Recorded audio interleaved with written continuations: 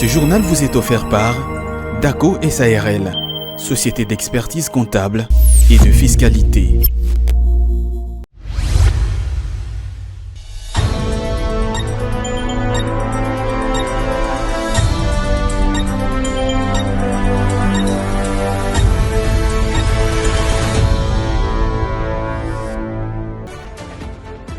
Après 5 années d'interruption du trafic, la ligne ferroviaire Kinshasa-Matadi est de nouveau opérationnelle.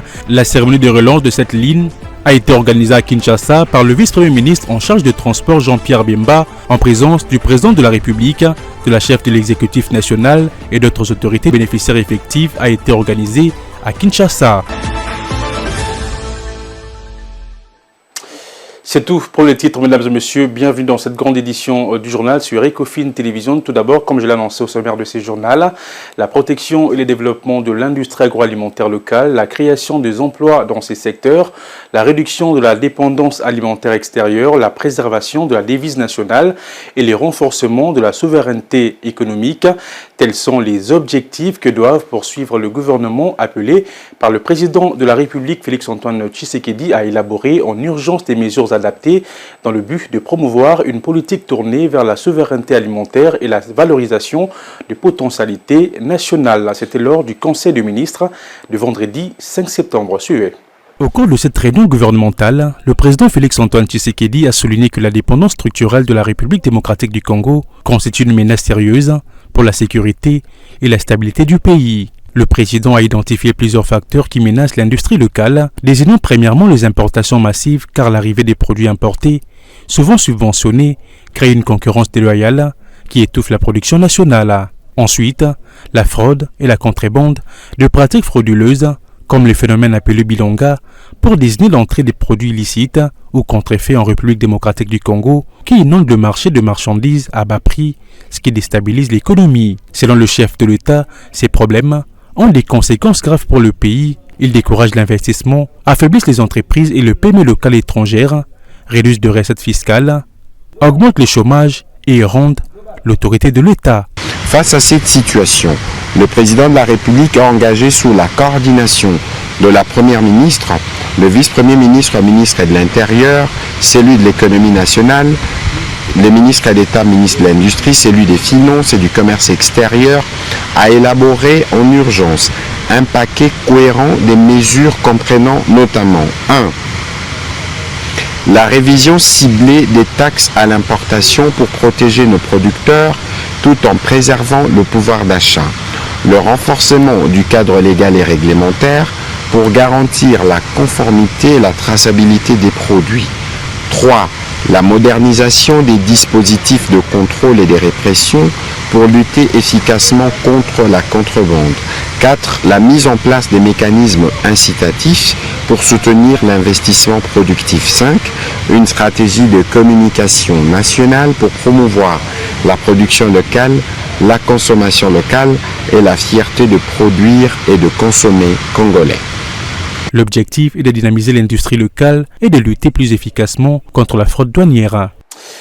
Après 5 années d'interruption de trafic, la ligne ferroviaire Kinshasa-Matadi est de nouveau opérationnelle. La cérémonie de relance de cette ligne a été organisée le vendredi 5 septembre à Kinshasa par le vice-premier ministre en charge du transport, voies des communications et désenclavement, Jean-Pierre Bemba, en présence du président de la République Félix-Antoine Tshisekedi, de la chef de l'exécutif national et d'autres autorités du pays. De taille. Après 5 années d'interruption, le trafic ferroviaire entre Kinshasa et le Congo central est relancé en grande pompe, avec l'acquisition de 7 voitures voyageurs financées sur fonds propres du gouvernement grâce à la redevance logistique terrestre RLT. Les 7 voitures voyageurs, dont 4 automotrices de modèle Kia 183, 2 intermédiaires de modèle Kia 182 et une unité VIP de modèle Kiro 182, toutes climatisées et confortables, que nous recevons ce jour, constituent les prémices d'une longue série d'acquisitions à venir grâce notamment à la RLT. Pour Jean-Pierre Bemba, le renforcement de la flotte de l'ONATRA permettra de désengorger le port de Matadi et de fluidifier la circulation. Dès les prochains mois, nous attendons l'arrivée de 5 locomotives neuves ainsi que 40 wagons porte-conteneurs supplémentaires. Ces nouveaux équipements viendront renforcer la flotte de l'ONATRA. Ils permettront à l'ONATRA d'accroître significativement ses capacités opérationnelles. Ces programmes d'acquisition de nouveaux engins marquent non seulement un tournant dans la relance de l'ONATRA, mais répond également aux aspirations de la population, souligne ici la ministre du Portefeuille. Cet effort émanant de la volonté d'un travail commun, coordonné entre les différentes parties prenantes clés, notamment le ministère du Portefeuille, le ministère des Transports, l'ONATRA dans toutes ses composantes, permettra d'atteindre nos ambitions et de répondre aux aspirations légitimes de nos concitoyens. Fermée depuis février 2020, la ligne Kinshasa-Matadi sera de nouveau accessible au public de la semaine prochaine. Le ministre de l'Industrie, Ebeboji Sangara, a enchaîné cette semaine une série d'audiences avec le responsable de principales structures placées sous sa tutelle. Objectif, s'imprégner du fonctionnement de chaque entité, évaluer leurs difficultés, leur cadre organique et leur méthode de travail. Le ministre d'État a exigé de chaque structure une feuille de route claire et axée sur des actions concrètes et réalisables. Images et commentaires. C'est une véritable journée marathon qu'a connue le ministre d'État en charge de l'industrie, Ebeboji Sangara, qui a enchaîné plusieurs audiences avec les responsables de principales structures placées sous sa tutelle. Tour à tour, le Fonds de promotion de l'industrie, le Conseil congolais de la batterie, l'Agence des zones économiques spéciales, la Direction générale du développement industriel, ainsi que le Centre d'appui à la technologie et à l'innovation ont été reçus. L'objectif affiché, s'imprégner du fonctionnement de chaque entité, évaluer leurs difficultés, leur cadre organique et leur méthode de travail. Le ministre d'État a demandé à chacune d'elles de produire dans le plus bref délai une feuille de route claire, axée sur des actions concrètes et réalisables. Toutes ces entités devront s'inscrire dans le plan directeur du ministère et rester alignées sur le plan d'action du gouvernement. Après cette étape, une réunion technique de suivi est d'ores et déjà prévue afin de définir les priorités du secteur industriel avant leur présentation à l'exécutif. Le ministre a réaffirmé sa conviction que le développement industriel est un levier essentiel pour la croissance du pays. Il a également insisté sur la nécessité de réserver une part importante des opportunités industrielles aux nationaux afin de renforcer la promotion de petites et moyennes industries souvent marginalisées au profit des investisseurs étrangers. À travers cette approche, le ministre d'État entend poser de bases d'une industrie congolaise modernisée, inclusive et compétitive, capable de tirer parti des nouvelles technologies, de valoriser les ressources locales et de créer davantage d'emplois pour les Congolais. Une vision qui traduit sa détermination à faire de l'industrie un véritable moteur de transformation structurelle et de souveraineté économique, tel que ne cesse de le rappeler le président de la République, Félix Antoine Tshisekedi. Je l'ai également annoncé au sommaire de ces journaux dans le but de renforcer la lutte contre la corruption, le blanchiment des capitaux et les financements du terrorisme dans les secteurs miniers en République démocratique du Congo. Un atelier d'information et de vulgarisation du livret des dispositions relatives aux bénéficiaires effectifs, un document lié aux lois et règlements qui régissent les secteurs, a été organisé le vendredi 5 septembre 2025 à Kinshasa. Une rencontre initiée par les organisations NRJ et la Sentinelle de ressources naturelles avec le concours de l'Agence des préventions et des luttes contre la corruption. Fulgence Milay et Ruben Manata pour le reportage.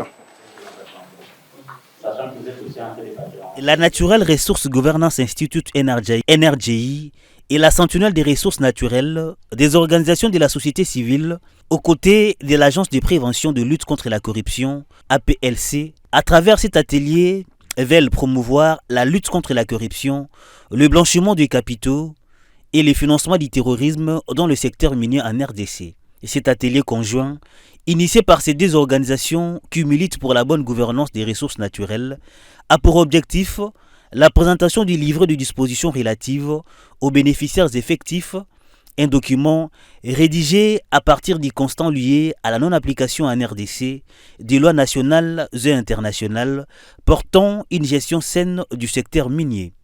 Et ces documents, fruit d'un travail commun avec l'Agence des préventions et des luttes contre la corruption APLC, institution publique habilitée, est présenté comme un outil rassembleur dans un cadre légal du bilan de la lutte contre la corruption dans ces secteurs, au regard de l'état jadis de dispersion des dispositions et instruments légaux. Moïse Liboto Makuta, directeur pays de la NRJI, explique. Il part d'un constat. Ce constat est que les dispositions de lutte contre la corruption se retrouvent dispersées dans divers instruments légaux établis en République démocratique du Congo, chacun envoyant vers un autre instrument. Et le fait que ces instruments légaux étaient éparpillés, cela ne permettait pas l'efficacité des actions de prévention et de répression de la corruption. Ce livret a fait le travail de ramener, donc de faire un bilan de tous ces instruments légaux de lutte contre la corruption et de les ramener ensemble pour qu'il y ait une clarté sur le cadre légal de lutte contre la corruption en République démocratique du Congo. Et il a fait un travail d'analyse pour voir l'interopérabilité entre les différents instruments. Et de ces analyses sont sorties quelques recommandations, des mesures à prendre pour améliorer l'efficacité des outils de lutte contre la corruption. Sur base de ces analyses, il revient aux décideurs d'apporter les instruments complémentaires afin de renforcer ce travail déjà réalisé dans le but de lutter plus efficacement contre la corruption dans le secteur minier. Parce que je pense que à ce jour, dans un autre chapitre, c'est un nouveau chapitre qui s'ouvre pour Selembao, une des 24 communes de Kinshasa, à travers un partenariat public-privé qui lie désormais la maison communale et la société NES SARL, spécialisée dans les nettoyages, l'entretien et l'hygiène à l'aide de la technologie 3D, engagée dans les processus de l'assainissement de la capitale suivant le programme quinquennal du gouvernement provincial. Les deux partenaires ont procédé ce week-end à la désinfection et au traitement d'hygiène des sanitaires publics de la maison communale. Regardez. Grâce à un partenariat public-privé, et la commune de Selembao bénéficie de ces traitements d'hygiène gratuits pour la désinsectisation, la désinfection aux déchets sanitaires publics. Ces opérations ont été prises en charge par l'entreprise NES SARL et question d'améliorer l'image de cette commune urbaine. Ces projets d'assainissement a également inclus la pulvérisation des produits de haute qualité dans les bâtiments publics et les zones sensibles. Selon Germain Kimbembe, chef de bureau chargé de la décentralisation, cette initiative de soutien mutuel pourrait être étendue au secteur privé. L'objectif est de créer des partenariats gagnant-gagnant pour augmenter les revenus de la commune et de l'entreprise. Un commencement, un début dans le cadre des PPP, nous entendons partenariat public ou privé.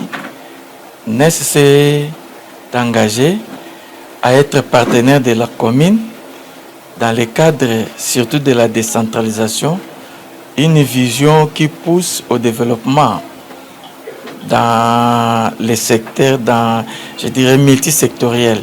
Pour Christian Kimbangala, directeur général de NES SARL, ces actions sont les premières d'une série qui vise à améliorer la propreté de toute la ville. Alors nous avons voulu faire cet acte que nous estimons important pour la commune et nous avons procédé à la désinsectisation de tous les bâtiments. Pourquoi? Parce que on s'est dit que les maladies vectorielles sont à la base de la hausse du taux de mortalité. Alors, compte tenu de ces faits, l'hygiène 3D étant une de barrières préventives essentielles pour lutter contre la propagation des maladies vectorielles. Voilà pourquoi nous avons voulu offrir à la commune ces services gratuits. Suivant les programmes quinquennals portés par le gouverneur Daniel Bumba, dénommé Kinshasa Ezobonga, qui fait de l'assainissement sa priorité, cet exercice est un appel aux autorités publiques et privées à suivre l'exemple de ces partenariats publics-privés. Quittons la ville de Kinshasa pour la province de Lualaba. La ministre provinciale de la Santé, Éducation, Affaires sociales et humanitaires, Jean, Famille et Enfants, Pichu Kainda Kassela, a présidé le 3 septembre dernier dans la salle John La Margherita de Kolwezi, un congrès basé sur le renforcement de l'autonomisation, de l'organisation et de la coordination des associations de personnes vivant avec handicap dans la province du Lualaba. Cette rencontre pédagogique s'est déroulée sous le haut patronage de la gouverneure Masuka Saini Fifi Ces 17 associations de PVH ont reçu chacune une enveloppe de la part du gouvernement provincial en vue d'initier des projets entrepreneuriaux. Regroupées autour des 17 associations, ces personnes vivant avec handicap étaient à l'école du savoir ce mercredi 3 septembre 2025. Sous le haut patronage de la gouverneure Masuka Saini Fifi, le ministère de la Santé, Éducation, Affaires sociales et humanitaires, Genre, Famille et Enfants a organisé un congrès purement pédagogique en faveur des PVH, personnes en situation de handicap moteur, atteintes d'albinisme, sourdes-muets, non-voyantes, malvoyantes et autres, dans le but de redynamiser systémiquement leurs associations. Sous la direction du Dr Kainda Kasela Pichou, ministre provincial des tutelles, plusieurs points ont été abordés afin d'outiller cette catégorie de personnes avec des éléments leur permettant de mieux fonctionner dans la société, notamment sur le plan juridique. En conférence, les thèmes leadership transformationnel et gestion des associations des PVH et autonomisation et inclusion financière des PVH ont été présentés respectivement par Maître Jerry Mwandwe, conseiller juridique, et Jean-Serge Chabani, conseiller des affaires sociales. Pour la ministre de la Santé, Éducation, Affaires sociales et humanitaires, Genre, Famille et Enfants, ce congrès vise à remettre de l'ordre dans les associations des PVH. Pichou Kainda a par ailleurs encouragé les personnes vivant avec handicap à initier des projets afin de bénéficier de l'accompagnement du gouvernement provincial.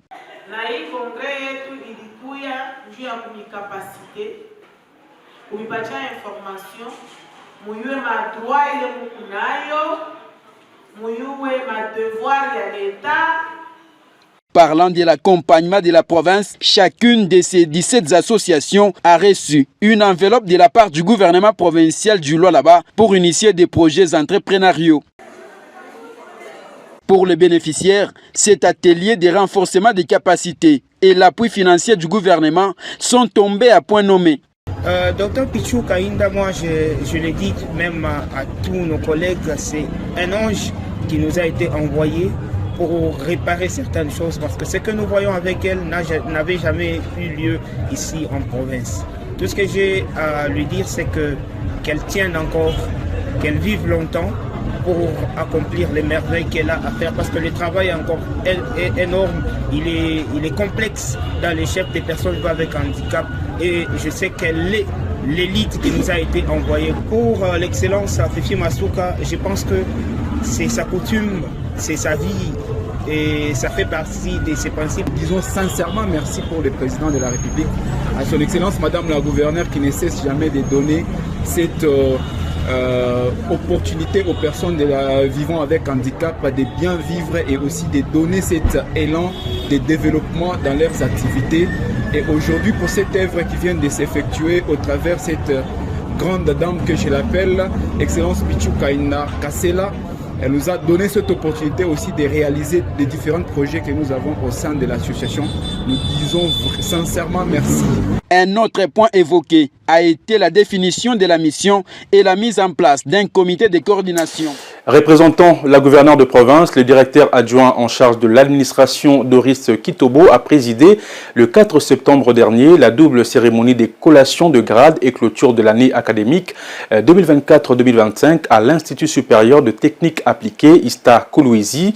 Dans son mot, il a invité les lauréats à plus de créativité et à être de porteurs de solutions pour le développement durable de la province. Suivez. Il s'agit d'une double cérémonie qui a vécu ce jeudi 4 septembre 2025 à l'Institut des techniques appliquées de Kolwezi. Cette cérémonie solennelle de clôture de l'année académique 2024-2025 et de collation des grades s'est déroulée en présence des autorités politico-administratives et éducatives. Parmi les temps forts de cette double cérémonie figure la lecture des rapports des activités académiques, dont l'un a porté sur la recherche et l'autre sur les enseignements. 31 500 heures programmées, 31 500 heures ont été effectivement assurées, soit un total d'exécution de 100%. Les filières d'études de l'Istacologie offrent des formations académiques dans les filières ci-après: chimie et métallurgie appliquée, électricité industrielle, électromécanique, électronique industrielle, géologie et mines, et enfin informatique. Dans son discours de clôture, le directeur général de l'ISTA Kolwezi, le professeur Michel Kapendingouz, a invité les récipiendaires désormais lancés sur les marchés de l'emploi à faire preuve de conscience professionnelle. Il a également salué l'implication de l'autorité provinciale Fifi Masuka Saini dans l'amélioration des conditions d'études des étudiants avec la construction de nouveaux auditoires au site de l'ISTA Kolwezi. Avant toute chose, je tiens à rendre un vibrant hommage au président de la République, son Excellence Félix Antoine Tshisekedi Tshilombo, chef de l'État, grand chancelier des universités. Son leadership éclairé a permis le climat de paix et de sécurité sans lequel rien ne peut être entrepris avec succès. Salue ensuite l'engagement patriotique de son Excellence Madame Professeur Docteur Marie-Thérèse Sombo Ayane Safi Mukuna. Je ne peux m'en passer sous silence le volontarisme sans pareil de son Excellence Madame Fifi Masuka Saini, gouverneur de la province pilote du Lualaba. Non seulement qu'elle veille à l'émergence du secteur de l'enseignement supérieur, universitaire, recherche scientifique, innovation technologique dans notre province, de manière générale, mais aussi elle est impliquée corps et âme dans l'amélioration des conditions professionnelles de l'ISTA Kolwezi. Maître Doris Kitobo, directeur des cabinets adjoints et représentant de la gouverneure Masuka Saini, a procédé à la clôture officielle de l'année académique au nom de l'autorité provinciale. À vous, chers lauréats, recevez ici le mot d'encouragement de son Excellence Madame le Gouverneur de province et celui de vous voir mettre en pratique toutes les notions apprises durant votre parcours universitaire pour la fierté de l'ISTA. Au nom de son Excellence Madame le Gouverneur de province que je représente avec honneur, je déclare officiellement clôturer l'année académique 2024-2025 à l'Institut supérieur de techniques appliquées ISTA en sigle. Puis s'en est suivi la proclamation des résultats et de conférer les grades académiques à tous les lauréats. C'est dans une ambiance conviviale que cette double cérémonie a pris fin. Restons toujours en province, en séjour de travail à Kolwezi dans le cadre de la mission des contrôles budgétaires de la commission ECOFIN. Une délégation des députés nationaux a visité le vendredi 5 septembre 2025 plusieurs infrastructures modernes réalisées par le gouvernement Masuka, conduit par le ministre provincial de l'Intérieur Roy Kaumba, représentant la gouverneure Fifi Masuka Saini. Les élus du peuple ont salué avec admiration la transformation spectaculaire du Lualaba, rendue possible grâce à un leadership féminin visionnaire et engagés. Profitant de leur mission de travail dans la province du Lualaba, les honorables députés nationaux membres de la commission ECOFIN ont visité quelques ouvrages réalisés par le gouvernement provincial. Conduits par le ministre provincial de l'Intérieur et Sécurité, Roy Kaumba Mayonde Philippe, ces élus nationaux ont entamé leur visite à la salle de spectacle récemment inaugurée par les présidents de la République. Visiblement, ces députés nationaux ont apprécié la qualité de ces joyaux architecturaux construits par le gouvernement Masuka pour accueillir des événements de grandes envergures. La salle des spectacles, les bâtiments jumelés du nouveau gouvernorat n'ont pas échappé aux yeux de ces élus nationaux. Du rez-de-chaussée jusqu'au deuxième niveau, tout a été visité avant de se rendre au nouveau bâtiment du secrétariat exécutif provincial de la CENI. Des explications sur les fonctionnements et la construction de ces bâtisses ont été fournies aux élus du peuple par les représentants de l'autorité provinciale, Roy Kaumba Mayonde Philippe. La nouvelle aérogare de l'aéroport international de Kolwezi a constitué la dernière étape de cette visite des émissaires de la Chambre basse du Parlement qui ont apprécié et encouragé le gouvernement provincial de l'exécution sans faille de la vision du chef de l'État Félix Antoine Tshisekedi Tshilombo dans la modernisation des infrastructures des bases, en invitant les autres provinces à copier ces modèles de leadership inspirants de la gouverneure Fifi Masuka Saini. C'est l'occasion pour nous, au nom de mes collègues, de féliciter Madame le gouverneur de la province du Lualaba, avec toute son équipe gouvernementale pour cet engagement de transformer réellement la ville. Parce que nous n'allons pas attendre que des partenaires viennent pour transformer en nos lieux et places. C'est nous qui devons changer le destin de notre propre pays. Et pour ça, vraiment, Monsieur le ministre, félicitations, transmettez tous nos encouragements à Madame le gouverneur. Mais en particulier, il faut mettre en exergue que le projet est construit sur les fonds propres du gouvernement provincial. Donc, les autres provinces, peut-être à des échelles différentes, peuvent également entreprendre des projets qui vont avoir des impacts sur le développement local. Et c'est très important, c'est le vœu du chef de l'État et tout le monde doit accompagner cette vision du chef de l'État. Ces élus nationaux ont regagné la capitale RD congolaise sous une note de satisfaction. Et pour terminer, les artistes du Lualaba, conduits par le directeur provincial de la Sokoda, ont décerné les diplômes de mérite à l'autorité provinciale, symbole de la cohésion sociale en province, tout en saluant un leadership féminin basé sur une gestion orthodoxe, mais aussi pour son engagement en faveur de la promotion de la culture. Cette cérémonie a été présidée par le ministre provincial en charge de la culture, Simon Fana Moussango. Reportage. La salle des conférences de l'hôtel du gouvernement provincial du Lualaba a été pris d'assaut par les artistes du Lualaba, toutes tendances confondues. Ces derniers sont venus remettre à l'autorité provinciale 2 diplômes de mérite. Une cérémonie qui s'est déroulée en présence du ministre provincial en charge de la culture et art, Fana Moussango Saïza 9, qui avait à ses côtés les directeurs de cabinet adjoints en charge de l'administration de la gouverneure, Maître Doris Kitobo, ainsi que le 2e secrétaire exécutif du gouvernement, Guy Kilambwe. Le rapporteur des artistes a loué les mérites de la chef de l'exécutif provincial qui ne cesse de donner une place des choix aux artistes dans sa gouvernance et les lésine pas sur les moyens afin de les accompagner pour la promotion de ces secteurs. Depuis son accession à l'exécutif provincial du Lualaba, Son Excellence Madame la Gouverneure ne cesse de nous accompagner dans nos différents projets qui visent à promouvoir la culture en cette province. Et nous l'avons constaté à travers notamment la matérialisation de la construction de certains ouvrages qui pensent évidemment à promouvoir la culture. Nous citons à titre d'exemple la construction de la salle des spectacles. Ensuite, suivra la cérémonie de la remise des 2 diplômes de mérite dont le premier a été décerné au patron de la culture en province et le second à la gouverneure du Lualaba, Marie-Thérèse Masuka Saini-Fifi. Ce bijou bien reçu entre les mains du ministre Saïza qui le rendra à son tour au Dirkaba de la gouverneure.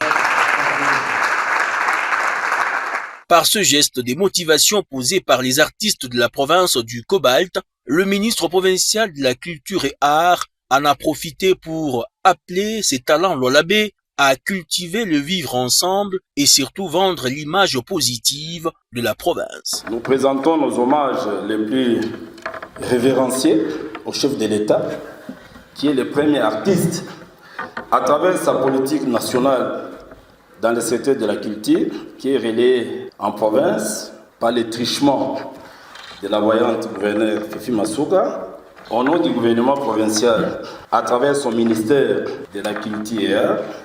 Nous sommes très enthousiasmés par rapport à ces gestes de portée et d'encouragement moral. Dès j'en profite, vous devez aussi cultiver un sentiment patriotique entre vous-mêmes. Bien sûr, les dissidences peuvent être motivées par la compétition, c'est encore bien, mais vous devez cultiver un sentiment de vivre ensemble. C'est dans une ambiance conviviale que le ministre Fana Moussango Saïza 9 s'est séparé de ses hôtes. Nous sommes arrivés à la fin de cette édition du journal, mesdames et messieurs, mais avant de nous quitter, si vous nous avez pris en cours des diffusions, voici le rappel de principaux titres.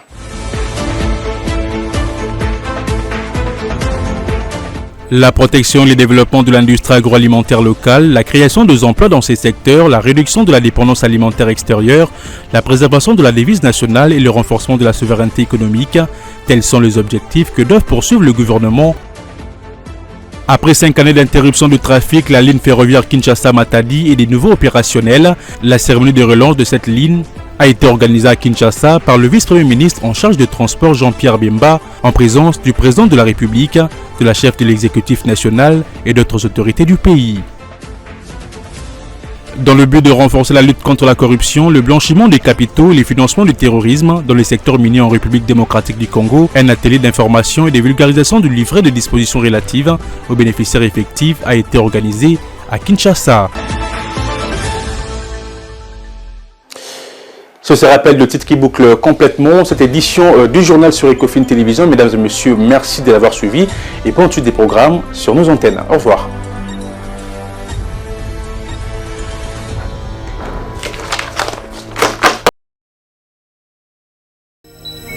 Ce journal vous a été offert par DACO SARL, société d'expertise comptable et de fiscalité.